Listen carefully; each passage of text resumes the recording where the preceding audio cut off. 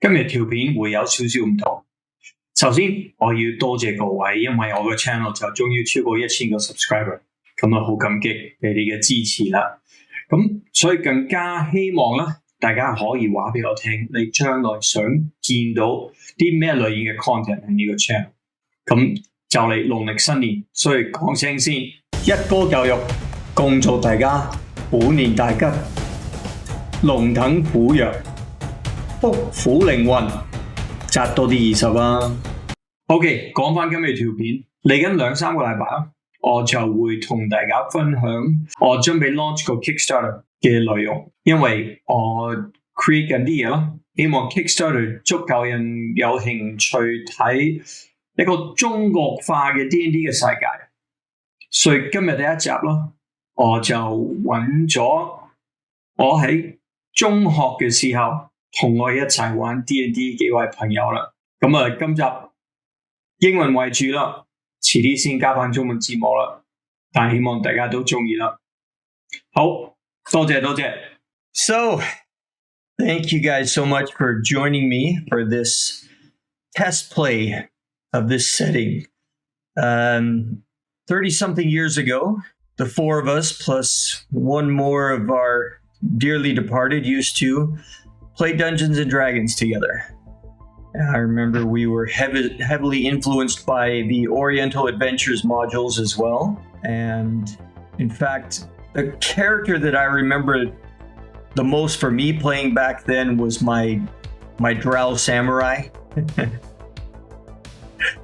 But as I've spent more than half of my life now in Hong Kong and in China and having studied Chinese literature and Asian studies in university, and now for the last 4 years playing D&D almost full time, I thought it would be so cool if there could be an updated version and even not so generic as Oriental Adventures and the third edition, which tried to add a little bit more Asian elements, but it still all kind of was very much Japanese centric. Whereas from my understanding of history, in the medieval time period, China was the center of the East. So I'm taking that idea and building a world with classes and cultures and governments and even magic systems based around that. But I'd like to start with just asking some memories that you guys have of our D&D games back in the day. Let's start up in the top corner with Marcus. What I remember is back in around 1980 getting the Red Box Basic set and starting where, well, being an elf was your class, or a dwarf was a class. And that was a big part of all of our childhoods growing up, I remember. So many different characters. How to Keep on the Borderlands, the classic adventure. I don't know how many times we started that and never finished it. Funny, I can't remember Keep on the Borderlands specifically. I remember playing together, but I'm glad that you remember that and I brought that up. Well, I think there was Raja at one time also, or maybe that was the intermediate set. I don't recall the intermediate set. I do remember playing with our friend Robert, who Dean still plays with, way back then. This was before I met you, actually, Brian. This was, 7th grade? No, 3rd grade, 4th grade. Wow. Yeah, it was way back. Yeah, I remember Porter just mentioned Raja. That's one module that I remember buying the book to. And I recently tried to adapt. I took some 5e additions to that and tried to introduce that into some new players and play that. It was tough for new players, but it was still a lot of fun to run. All right, Dean, how about you? You know, I have been playing now for as long as Marcus has. We both started together Marcus at the time was, I want to say, 8 years old, and I was 6.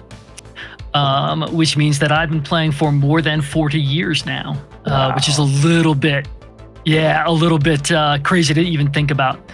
I too remember the Keep on the Borderlands fondly. There's a warehouse that I feel like we burned down every time we played, man. Every time we played that, we ended up burning down the warehouse. Mad Hermit in the Woods. Oh yeah, the Mad Hermit in the Woods. I mean, there are so many little sort of pieces of my childhood that are defined by various games. One thing in particular that Marcus and I have talked about on occasion is I don't remember how old I was, still pretty young, I mean 10 maybe, when I first learned how to calculate the long side of a right triangle.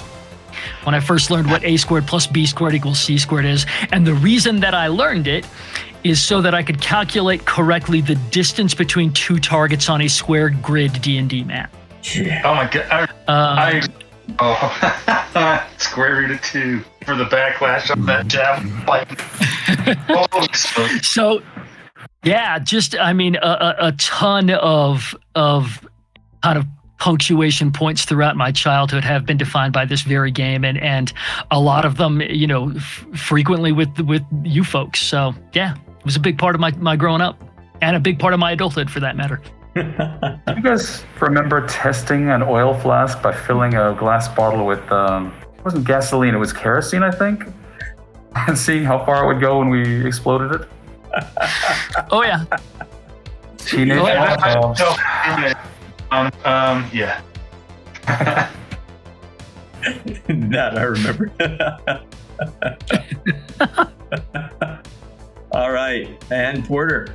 I think I inherited my advanced Dungeons and Dragons books from an older brother. You start, you know, flipping through it and looking at rules, and it's like, okay, well, this is light mathematical model to somewhat define a reality you build. You know, a reality or sort of a reality you build, I guess, and a world you build, imaginary world you build, but a means of normalizing it so a group of people can get together, have a good time, make up a lot of really cool stories and making memories, but still be able to have it function in a semi-orderly way. I guess you could call it the laws of thermodynamics for the make-believe. A lot, again, you talk about learning, you know, a squared plus b squared to calculate the square grids. A lot of the funny math things I was interested in, or physics, chemistry to a degree, was driven by, well, how would that really work? We did this, okay, I get it, it's magic, it's role-playing, but in the real world, there's a basis in the real world. How would that really work? And duct tape made a great substitute for tar paper when it came to breaking glass. Yeah. And, you know, not a lot of people even think about tar paper when breaking glass to keep it from making noise. But hey, but the other cool thing about it was, well, the first thing was brought a group of friends together, lifelong friends, and you can always look back, and all those good memories is another life relived, and relived well. Because the two most precious things you have are time and memory. We got to spend that time and make those memories with each other, which I also feel is very influential on. And the other funny thing I found, or interesting thing, is even though it's make-believe, there's application in the real world, because it teaches you to think critically about it. Yeah, I remember one time we had our characters wheeling down the street in the Realm set in Waterdeep, thinking, yeah, we're gonna go waste this dude who's hiding out in his warehouse, and we get ambushed. And it's like, oh, snap. It was Dean in the campaign. Wheelock the dwarf was the guy who ambushed us. And we kind of had our butts handed to us. But, you know, it was crazy. When you turn around and you look at real world stuff where you really realize, wow, this was a game. And I realized how important the element of surprise is. Or if you're having something else, how important of maintaining that element of surprise could be. Again, it teaches you to think in ways that, and about things that most people wouldn't consider. And I have to say, you know, some of those funny little fun evenings, D&D games in my line of work paid off very well, and keeping my pieces and parts all on me. So thanks not only for a great time, great memories in life, but the devious brains in front of me here also thought up a lot of things to help keep me alive at one point. So that's exactly what I'm hoping to hear.